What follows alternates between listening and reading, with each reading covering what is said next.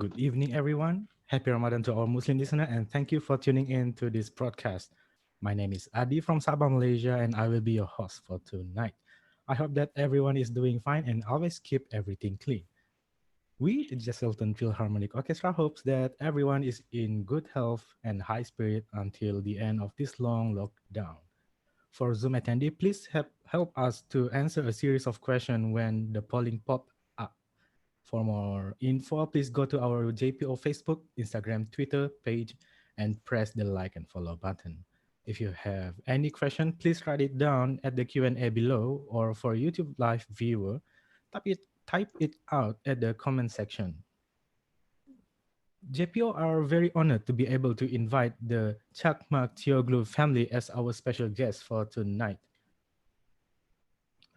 Isin Cakmakcioglu studied violin in Istanbul, Vienna, and London, and performed in many countries solo and chamber music concerts, including recital in Malaysia with the financial support from the Australia-Malaysia Institute.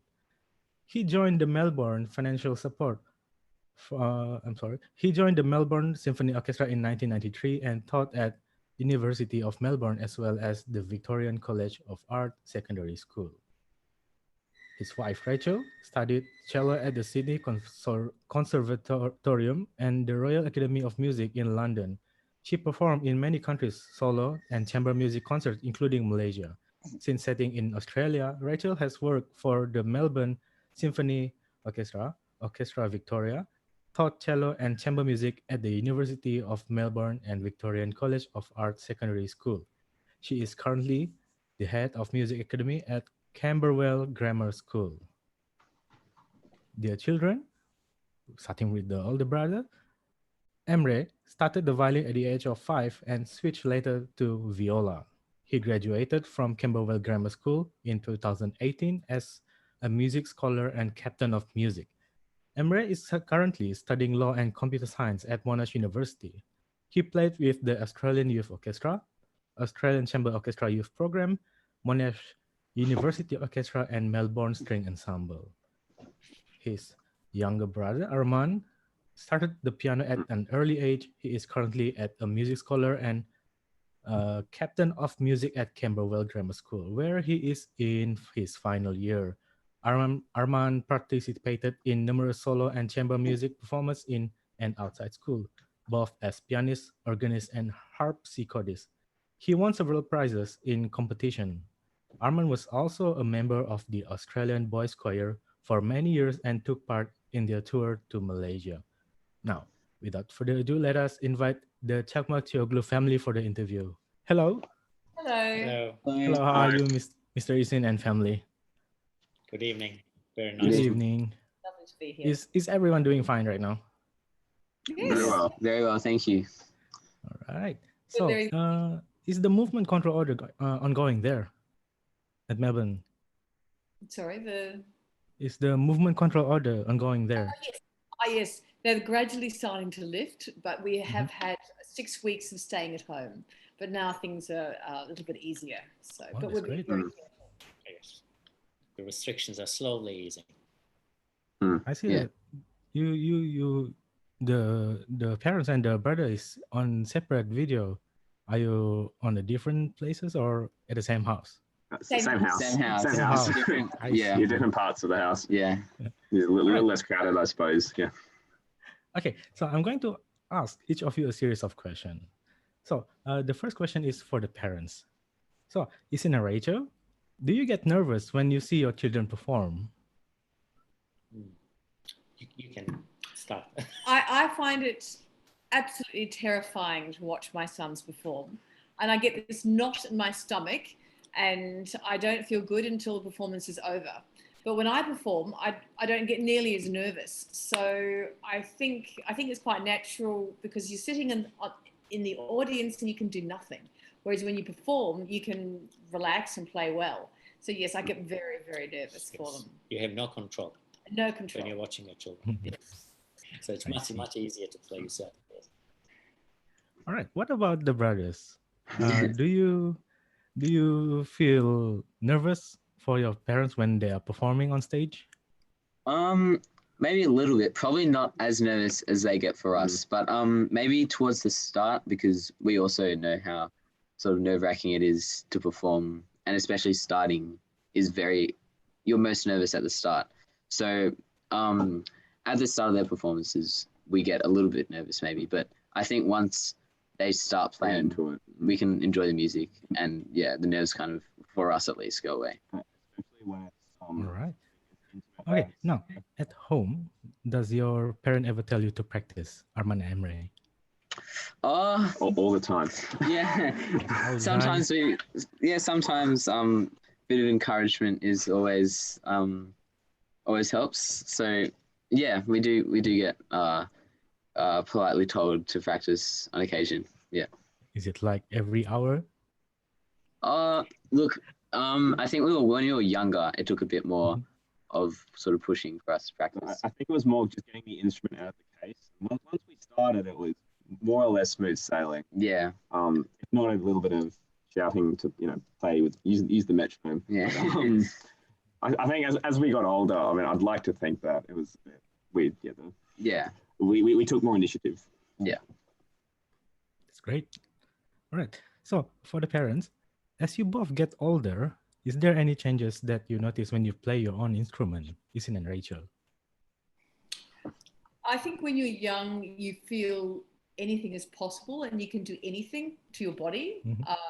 So now working in an orchestra for many hours each week, or when I go to demonstrate, if I'm teaching a concerto and I demonstrate without warming up, you really notice it. So I've just find it interesting because it's something people don't talk about very much.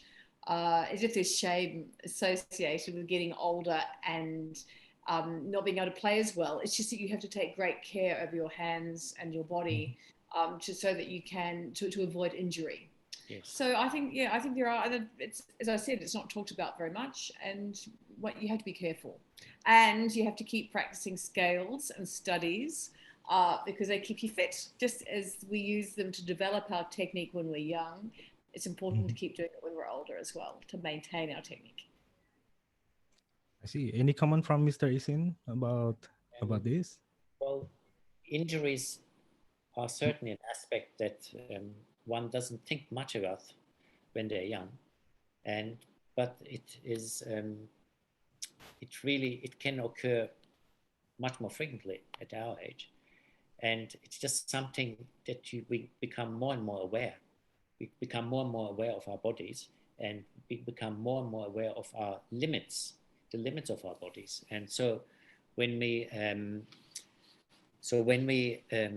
practice or start practicing, or at the end of each practice, we just know what to expect from our bodies at our age. So it might be warm-up exercises beforehand or cool-down exercises at the end. So it's just certain things which you take for granted when you're young, and it's not so much easier when you're at our age. Yeah, that's cool. All right. So for the brothers, Emre and Arman, in what situation would you ask your parent for help with music? It's a very good question. I think I think we maybe started off when we were a bit younger, though it might have been a reluctance to ask for help. I think it was very much, I think, trying to maybe distance ourselves from our parents but I think for me at least, as I got older, I certainly, I'd go to my father if I wanted a technical question. If maybe it was like an area my mother knew more about, I'd go to her maybe for some phrasing. That's a good thing about viola; it's in between violin and the cello, so they both come in very handy, I suppose. But I'd like to think, as I got older, definitely, I had little hesitation at just asking for help at anything. Yeah, I think when we need help with maybe interpreting the pieces, like phrasing wise, like, is this too bold? Is this stylistically correct? Like things like that, we could go to our parents for help. It's a bit harder for me because I'm a piano player and they aren't. So, but yeah, sort of definitely stylistically, interpretation wise, that's most useful to me. Or like practice techniques as well, Yeah. because even though we play different instruments, a lot of practice techniques, Universal. yeah, Across common any across, instrument. like, yeah. So I think they're the situations we'd ask them for help. Definitely. Yeah. All right. Thank you, mom and dad. That would help Yeah. young Arman and So it's Emre not always for the great to be journey. received, I might just say. Sometimes we give advice when we're not invited to give advice, then it's not so happily received. But that's just family. All right. Now let's move on with the question for each of you. So Mr. Isin will start first. Yeah. So Mr. Isin, if you were not a musician, which profession would you like to be? I would probably choose to become an architect. Well, first of all, my family is full of architects. My dad was an architect. My sister is an architect. My brother-in-law was an architect. I have two cousins who are architects, and I've always liked the combination of something artistic with something technical. So architecture is a profession I grew up with, and I just love it very, very much. And I suppose my second choice would have been something along the lines of maybe graphic design. Again, something artistic combined with something technical. I suppose it's just like music, in a way. Playing the violin, you've got something very artistic, but you also have to be completely in control of the technical side of it. So, yes. Okay, so question for Rachel. Rachel, when you play with the Melbourne Symphony Orchestra, what are the advantages and the disadvantages of working together with Isin?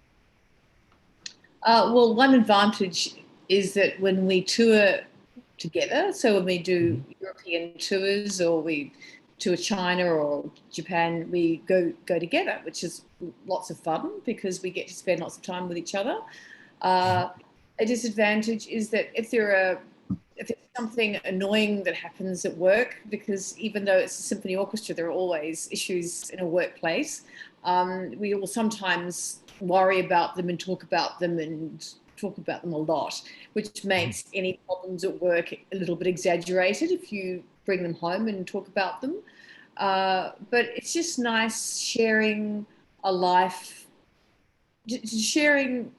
You work with your partner, I think, is very, very rewarding because you can support each other much more, because you have the awareness what the other person is going through. So I think it's been really rewarding to share that with each other, that career, because we were both very young when we started working in the Melbourne Symphony Orchestra. So we were new to Australia. We'd met in London, where we also met Mr. Yap. So that was, it was a long time ago, and we came and we built our lives here together in the orchestra. So that was wonderful. I see. If it's gonna happen now, would it still be the same?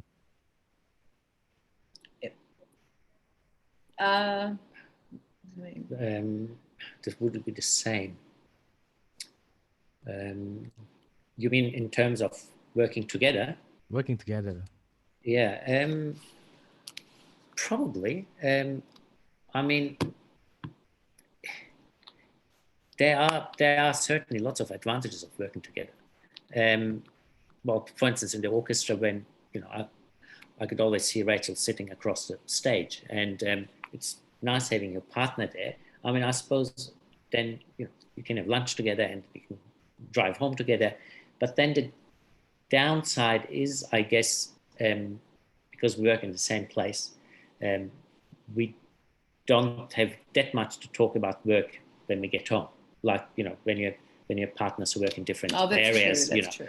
One comes home and tells, "Oh, this happened at work today," and the other says, "Yeah, and I experienced this." So we don't have that because we shared during the day. But yeah, so it's just normality for us now. All right. Okay, Emre. Now that you are studying law and computer science at the university, do you have much opportunity to play the viola? I'm very lucky that Monash has an orchestra, which a lot of the Monash music students are in. And there are, I think, 3 programs for that a year, which I like, it's very good that I can still keep up my playing once I left school, because in school it was very much like a very essential focus to me. But obviously, as I started my university life, unfortunately, viola had to slightly take a back seat, and I didn't find the time to be able to practice and to play as much as I would have liked to. But so fortunately, I get to play still very many fun symphonies, Tchaikovsky 4, Shostakovich 5, and yeah. So unfortunately, not at the moment because of lockdown and the university transitioning online. But I'm very fortunate to keep it up in that way, orchestral setting.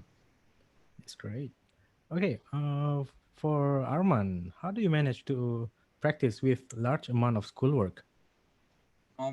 Well, this year music is actually one of my subjects at school, so that's a good way of keeping up, because practice becomes part of schoolwork.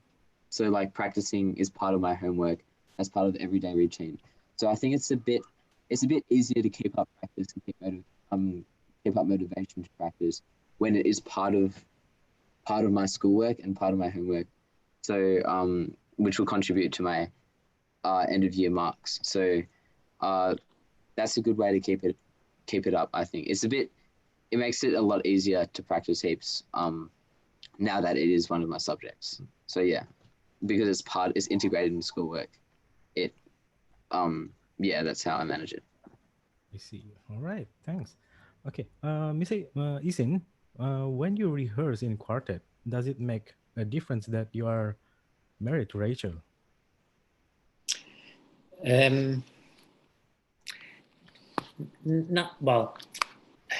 Not really. Professionally, not really. However, because we've been playing together for so many years, since we got married, we are very much tuned into each other. So I know exactly what she's going to do.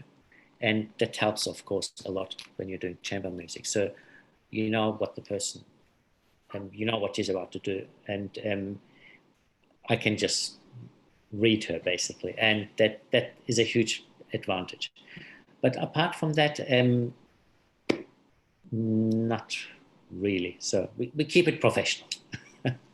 Yes, musician. Keep it. We're always very nice to each other in rehearsal. If people don't know, would never know that we're a married couple, because we're so polite. Wow. Okay, Rachel, what are your favorite aspects of teaching, and which aspect do you not enjoy? Well, I love teaching students who are very motivated and who give as much as they can and are trusting. So some students aren't very surrendered, so they don't necessarily do what you say, which can be frustrating. Some students don't like playing scales and studies. That's very frustrating because it's impossible to play pieces without that technical framework. But the highlights of teaching for me are when a student is progressing quickly because they're working hard and when they play just so well, and it's like they're flying. And I love that, when they're really taking off and doing lots of new things that before was impossible for them, and that they're enjoying it, and that the lesson goes quickly, and I can give them another lesson in a few days because they've made so much progress. For me, that is just such a fantastically rewarding experience. And if I'm tired and I teach a student like this, if I'm feeling tired and then I teach, and they've been really receptive, then after the lesson I feel completely energized and happy and feel, it's the most wonderful feeling. So I adore it. All right. So, Emre, with your concerto chamber music, playing orchestral works with the Australian Youth Orchestra, which is the experience that you enjoyed the most? I think really the simple answer would just be all of them, but for very different reasons. For the concerto that was briefly the closing page was shown on video just before. I don't think I've ever felt so happy and elated when I've finished something. Like just kind of the awe of just like holding on to that last note and just then having it disappear into applause was like, that really is something I don't think I'll ever experience something quite like that ever again. But on a much smaller scale, chamber music, playing with 3, 4, 5, 6 people, more even. It's something that fortunately I've done for my whole life through school, through Australian Youth Orchestra. And there's something genuinely very fun getting up with your peers and I don't know, maybe it's a little bit more relaxed in a small setting as you're like playing a lot more intimately with each other and you're looking at each other so closely and that's very enjoyable.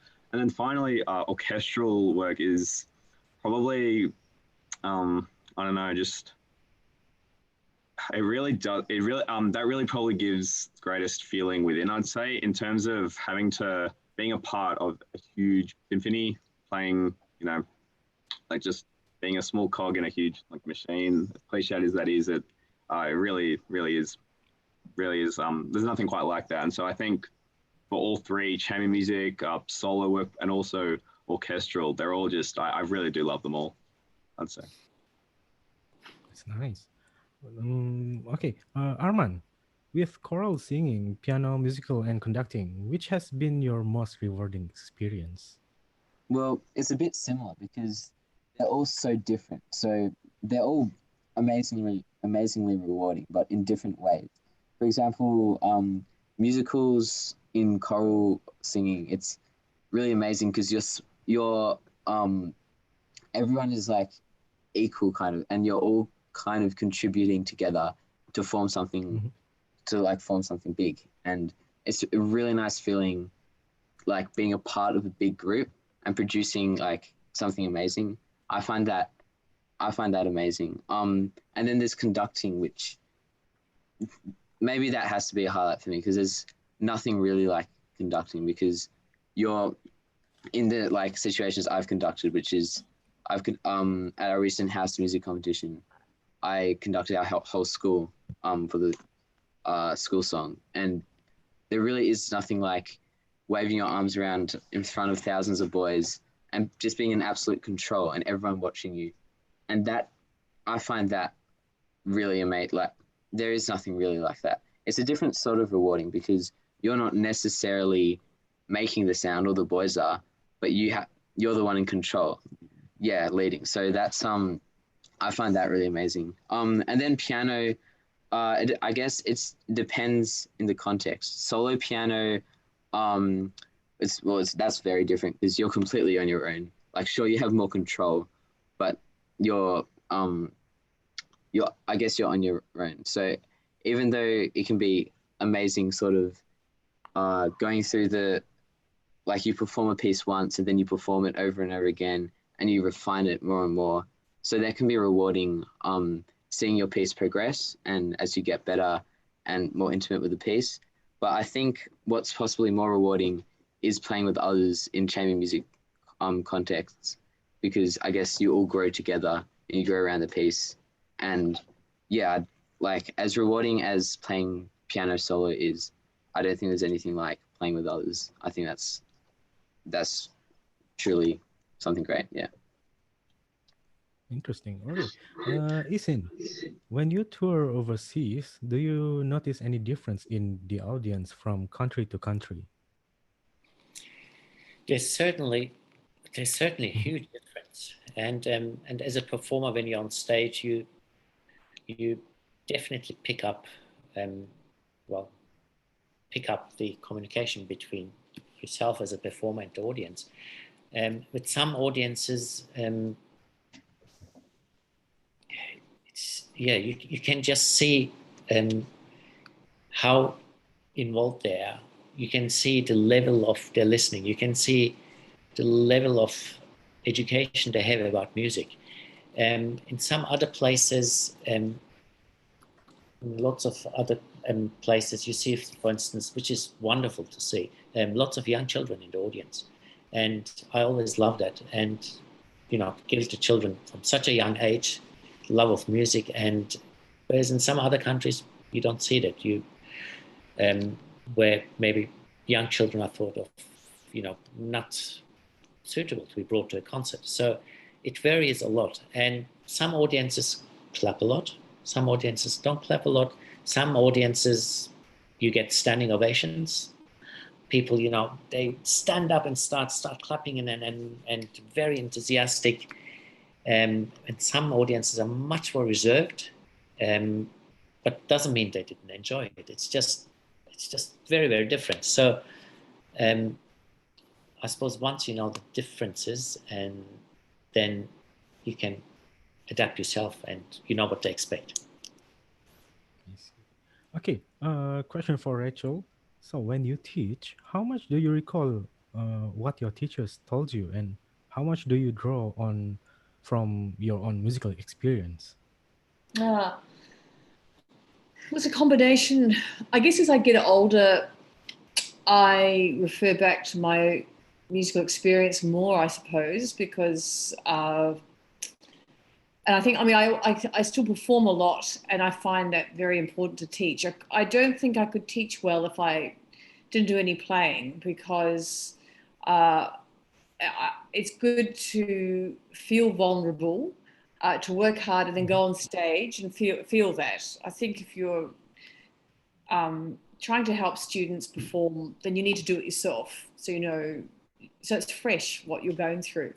I find recently I've been going back to some older studies from late 1800s, early 1900s that are no longer very fashionable. I found myself going back to some older studies and building technique with my students. It's funny, often technical exercises and scales go in and out of fashion. So I found myself reverting back to the books that I grew up with, which were from 1910, 1920, from particularly France. So it's interesting how those things evolve. And I have to say, having IMSLP, that the online music, the accessibility of all these wonderful old studies makes things much easier as well. Mhm. So. All right. Now let's go for Arman. Yeah, Arman. What is the differences between playing Bach on the harpsichord, Bach on the organ, and Bach on the piano? Well, they're all very different instruments. So, and you can do different things with different instruments. Like each instrument has its own flaws, and yeah. So, for example, on the harpsichord, there's no dynamic variation. So even if you play a note harder, it's not going to produce a louder sound. So although that creates new opportunities with phrasings, so it draws more focus on articulation. So it's very different. The way you play Bach on a harpsichord would be extremely different to a piano, because then when you play on piano, you have dynamic control. The touch it's much more obvious what you're doing. So but it can be fun playing on all of them. And on the organ, it's different again, because although you have some dynamic control with pulling out the different stops, they're the dynamics are terraced. So you can't have a gradual crescendo or decrescendo. It's either loud section, pull out a stop. Yeah, thanks, Mary. Then soft section. So they're very different. Which one I enjoy playing all of them. I guess it depends on the piece, and it can be quite obvious sometimes in the style of the depending on the piece. It's obvious if it's suited towards one instrument more than the other. I mean, obviously Bach didn't write for piano because there was no piano, but some pieces are more suited to the harpsichord with chords that you can roll, because that's you don't do that on the organ, obviously. So yeah, there's just those differences in phrasing due to the articulation differences. But yeah, they're great on all instruments. Yeah. All right. So a question for Emre. Now, this is a question from me, Emre. Yeah. So you started with the violin and ended up with the viola. Would you mind to share with us about the transition? I'm sure. So at the age of 5, I had my first, violin. Okay. And my father he taught me up until I would have been about 9 or 10. And I got a new teacher, and kind of maybe within the first month or so, she took a look at my hands and she said, "Oh, they're quite large. Have you thought about viola?" And she also maybe was thought that my tone would have suited the viola more, and just maybe I could have produced a nice color on the viola. And so at about 9, 10, or I think I was about 9 or 10, I was doing both at the same time, and it was no secret I enjoyed the viola so much more. The only hard thing was reading the clef, which but once that hurdle was once I got over that hurdle, I never looked back really, and I think I think I even enjoy the voicing more. Say for chamber music, I find that the viola, like the relationship the viola has with the other voices and instruments, is very interesting. And I think for me personally, it was always the instrument for me, I think. So. Is there any argument between Miss Asin and you during the transition? I don't think there were there? Seemed fairly smooth. I think we just supported his teacher. Yeah. We had no say. Yeah, but I think it was nice in a way that, as I said before, I was sort of between the cello and violin in a way, and definitely, and it meant I could play cello pieces which were just an octave higher, but also violin pieces which were just fifth lower, which was, so yeah, I think best of both worlds really, in some aspects. No, a suggestion from me: if Arman can play the violin, whole family can start a quartet. We could, couldn't we? Well, we could do we could play piano. We could form a piano. Quartet. Mendelssohn. Yeah. Mendelssohn piano quartet. Yeah. So. It would be interesting to see that in the future. At some point. Yeah, I think there was a church. It was a church series where we played. I think we all played something together, which I don't really remember what I seem to remember. What was it? Organ. I played organ, and the three of us. Well, I remember there was a lot of arguing in the rehearsals, but apart from that, it was fairly smooth. Yeah. A sweet argument. Yeah. Okay, so a question for all of you. JPO is an organization with limited funding and doing activities like the outreach program. So what advice would you give to us besides organizing concerts, workshop, and music camp? What are your view on our program like this? Well, I think it's extraordinary what your outreach program is incredibly inspiring. And I think it's a great example of when musicians take social responsibility and try and make the world a better place.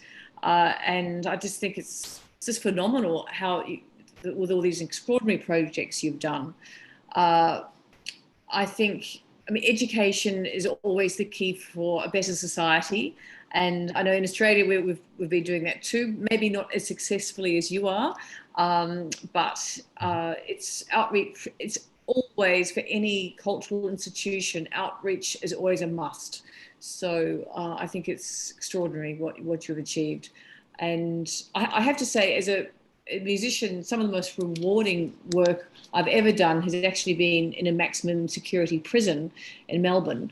And because if you play Bach somewhere, prison is an ugly place, but if you play something beautiful in an ugly place, the beauty is somehow intensified. And so I found that very moving, and it's something that sustained me a lot. But going back to education, which for, especially of young people, to give them that gift is, I think it's a responsibility for every musician, and I just think it's extraordinary what you've been able to achieve. So, congratulations. Thank you. Okay, so before moving on to the Q&A, I have a bit of surprise for Aman. Okay, so here you go.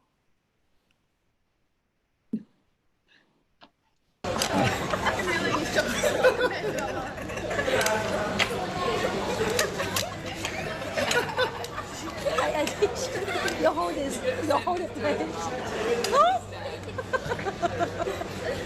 Just put it in the mouth. In your mouth. Your mouth go to the food. Mouth go to the food. This is a Chinese. Okay, come on, go. Is that hard? Do you pull fish? Yeah, I'll feed you. I'll feed you. Oh, no. I've got. You don't.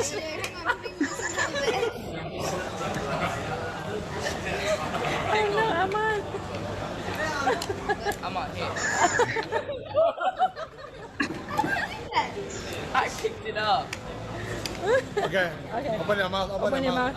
Open. Come on. No, open your mouth. Open your mouth. Open your mouth. Okay.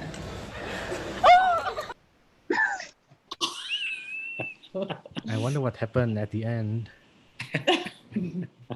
Does the food survive, Arman? Yeah, I think I managed to eat the dumpling in the end. Yeah. Oh, if you don't mind, would you share about the time you spent here in Malaysia? What do you Yeah. think?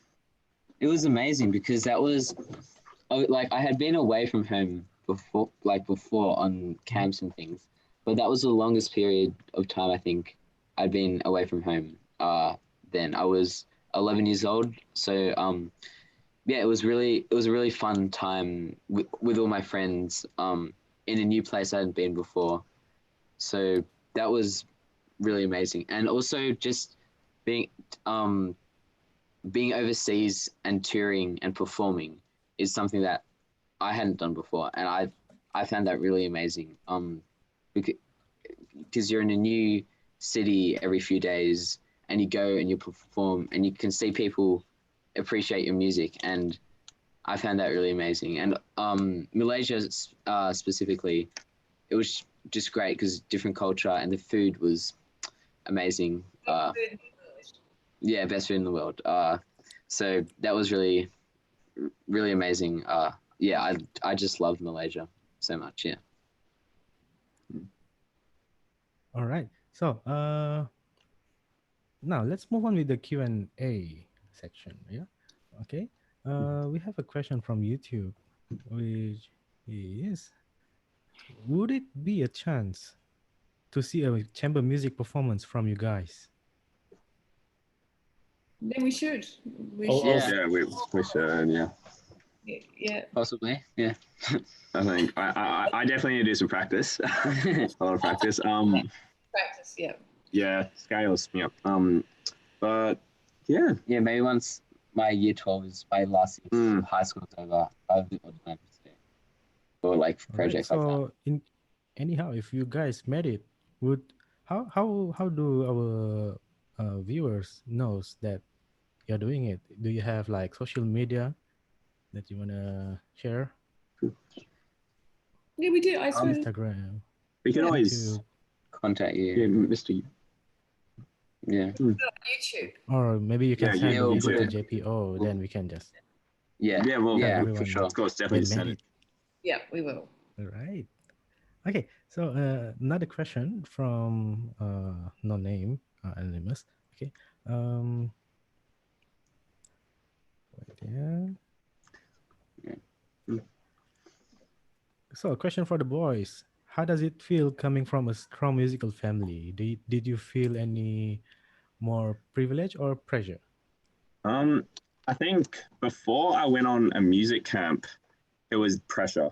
it was all pressure. At times, I actually, as bad as this sounds, I felt a bit unlucky because I couldn't get away with anything. They were always listening in and calling up to, play that phrase again. It was out of tune or something like that. But then once I was surrounded with musicians from across Australia, the amount of the vast majority of people, their parents, of course, supported them, but they didn't know about classical music. They didn't know, they didn't discipline them on practice. And it was then I realized how lucky I was that not only did my parents, appreciate classical music, they were part of it and very much, defined their whole lives. And they actually, they meant that they could, help me with practice and really like get my playing to a whole nother level, I suppose. And so definitely turned to very, very much a privilege, I'd say. What about you? Yeah.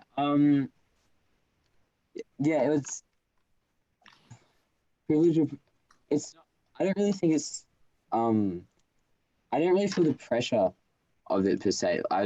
There's not much. I wouldn't say there's any extra pressure. It's just more that I guess you can't get away with much when you're playing, and especially for example, like after. But it's also very helpful. For example, after I do a performance or something, and I'm working on pieces. They know what to say and they know what areas I went wrong in. So you can't get away with anything. But at the same time, we're also very grateful to have that. Yeah. Mm. All right. Thank you, Mom and Dad. I think the brothers so grateful to have you as parents. Yeah, thank you. Thank you. Okay, so do you all have problem in practicing, especially when you all stay in the same house? Ooh. Well, actually, with Zoom, because sometimes I have to teach at home, and when Armand practices piano, which is so loud, and I'm teaching downstairs, and Ishan's practicing in another room, we have to be organised about it. So sometimes we have to have a timetable, work out who's practicing when. So, yes, and sometimes we have quartet rehearsals here in our house, and the piano is in the same room. So Armand's practice has to be, scheduled into our quartet rehearsals. So when we finish quartet, quite often our colleagues say, Armand, the piano's ready. You can start now. Which he's delighted. Yeah. He races when he starts immediately. Okay, so let's move on with the next one. Yeah. So, hi to all. I am just curious to know how often do you all perform together as a family, and what are the challenges, especially in practices? Well, we don't really perform all together much, do we? Not the four of us, no. No, but Not yet. But when Armand was learning a piano trio, so one of the first pieces he learned was a Beethoven trio that he was doing at school. So we would play it with him so he could get used to it, and that was fun. Especially if we made a mistake, Armand loved that. If our attention wandered and we miscounted something, so that was lots of fun. And so we've so we haven't done any public performances. Not public performances, but we have played together. It's always nice. Yeah. But there's definitely I've played with Armand quite a bit for school. Yeah, at school we played a lot together. And the rehearsals at school would be quite interesting. We'd shoot each other a couple of death stares, but apart from that, we I think it's nice. And there's one performance in particular we did, which was a piano quintet of Shostakovich scherzo. There's a really great photo of us two kind of looking at each other after we had played it, just being we really nailed that. And but I think there's something and also I think I've played something with my parents. I think it was some sort of trio a while ago, I seem to recall. And I remember the rehearsals for that they went reasonably smoothly, I think, if not a little bit of arguing here and there. But I think for the most part, it's smooth sailing. It's pretty smooth. yeah. I see. Okay, this is a question for the two brothers. For music, do you feel that you are at an advantage to have parents who are musicians? Well, I guess yes, in the sense that when we're practicing, we always have people to ask, like professional musicians to ask questions. So in that sense, yes, I think that we do. Yeah. Yeah, I think overwhelmingly it's an advantage. And it's especially when so many young musicians of Australia, their parents don't know anything about classical music, which would it would be quite difficult. I think just because not having that kind of watching eye to have assistance for, I think, and also it's nice to have a common interest as a family. I'd say, much more than interest, but pretty much defines us. We're throughout school. It was always, we were always the musical family. And so I think within that, it's we can all talk about it. We can all discuss it, and which I think is also a very nice element of this. All right, great. So for the parents, is it difficult for the two of you having different cultural background, starting out your career in Australia, a foreign country? What were the challenges, and was it also very challenging bringing up the kids? You can answer that. I can answer that. Yeah. Okay.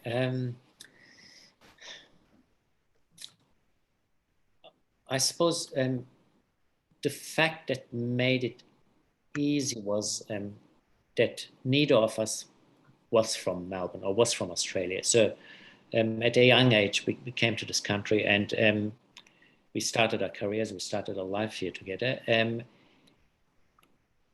Australia being a country full of immigrants, of course, made it much, much easier for us to establish our careers. And that was 25 years ago. 25 years ago, we were welcomed here, and it didn't take long to establish ourselves here.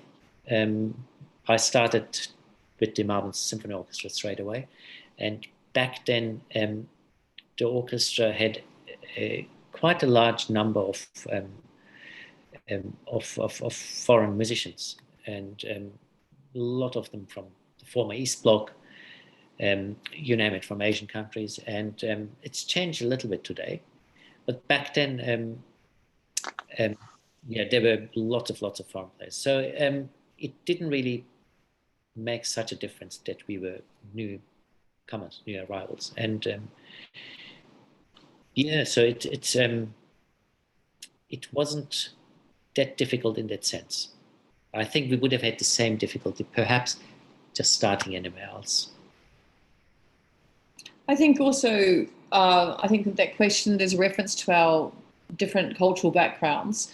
I think that if you're a professional musician, you would have spent most of your youth practicing or studying music. So from that, that's actually already a significant cultural similarity. So I think that we're both defined by our education rather than our culture, actually, and in our profession, especially. Yeah, in our profession. But I think it affects life as well. I think as a musician, I think Ishan and I both, even though Ishan grew up in Germany, then Istanbul, and I grew up in New Zealand, we coincidentally enough, when we're both 12 years old and at opposite ends of the planet, for our birthday, we were both given a record voucher for our birthdays, similar year. And we both bought the same record, which was Anthony Hogwood? Christopher Hogwood playing Handel's Water Music. And we both didn't like it. So yes, it was. It was Handel's Water Music. It was Vivaldi's L'Estro Harmonica. No, it wasn't. It was Handel's Water Music. And we both didn't like it. And because I remember putting the record on, and they were so expensive, these records, and I only got one or two a year, and that was it. And I put it on, and there's this tinny, mean sound that came from, because the early music scene was just starting up. And Ishan also didn't like his recording. And then when we're in our late 20s, Christopher Hogwood came and worked with them. This conductor who made this CD came and worked with the Melbourne Symphony Orchestra, and actually he was quite difficult to work with. So that just shows what similarities there kind of were. That experience of buying the wrong record in the record shop when they were so expensive, and it was the same one. So I think that's a funny little story. Interesting. Okay, a question for Arman. Of all disciplines that you are mastering now, which one do you like the best and why? So, are you going to pursue it? Oh, right. Well, I guess they're also different. So, it's hard to have a favorite. I like them for different reasons. Piano is fun, I guess, because you have a lot of control. You have much more control over everything because you can control the dynamics and things like that. So I enjoy playing the piano because of that. But also organ is really, I love organ because you can make a really, really big sound that you just can't make on any other instrument. You can just pull out all the stops and it's something pretty unique. But I guess the challenges with that is that organs are pretty I mean, obviously we don't have an organ in our house. We're lucky enough to have an organ at school, so we can practice that. But I guess a challenge with that is that you can't play it everywhere, which also makes it special, I guess. Because if it was so widespread, then it wouldn't be as special. And then harpsichord is great because it's what Bach had, I guess, in his day. So it makes playing the early Baroque music a lot more special in that regards because it's what they use. So you can do all the ornamentations what we think that they would have done, things like that. I don't know which one I prefer. Probably piano because I've spent the longest with it and I've grown to love the instrument a lot. But I really do enjoy playing the other ones. And in terms of whether I pursue it, as a career, probably not. I'm interested in other things that I think I want to do. But I think I'll always keep music close to me and hopefully be a church organist or something along those lines so I can keep up my playing. Okay. Emre, did you ever play both the violin and the viola in one concert? And which one is easier for you? There must have, I think, I can't exactly remember a specific concert, but I'm sure there must have been one where I played violin for one, put it down and rushed over, got the viola. But I think when I started playing the viola, there was a brief period where I played both, and then after that, it was pretty much just viola. So probably not too many concerts I can think of. In terms of which one's easier, I mean, a lot of people when they start off on the viola, they comment on how difficult it is with the shifting. The gaps are a lot larger, and certainly that is a very big jump from the violin. But for me, I think maybe because I have maybe larger hands, it was never really a huge issue for me, and I kind of was able to yield a more rewarding sound from the viola than the violin. Maybe it's a bit more forgiving. I don't know. They say that, bad violinists make good violists, so it could have been that. But I think definitely I definitely found the probably the viola easier, I'd say, definitely. Okay, all right, everyone. We had come to the end of tonight's broadcast. For more info, please go to our JPO Facebook, Instagram, Twitter, and press the like and follow button. If you want to rewatch and listen to this broadcast again, it will be available after this broadcast ended. The recorded live broadcast will be available for you to watch at our YouTube page. You guys have been great. Thank you so much for tuning in. I hope you guys enjoyed the broadcast. Yeah, thank you. Thank you, Cakmakcioglu family, for being with us tonight. And that's it for tonight. Be safe, stay safe, and be healthy, and do stay at home until this MCO is ending. And for tonight, I will lead the prayer to end tonight's program. And please pray in whatever faith you believe in for COVID-19. Bismillahirrahmanirrahim. Allahumma inni a'udzubika minal barsi wal junoni wal yuzami wa min sayyil asqam. Oh Allah, I seek your refuge from leprosy, insanity, mutilation, and from all serious illness.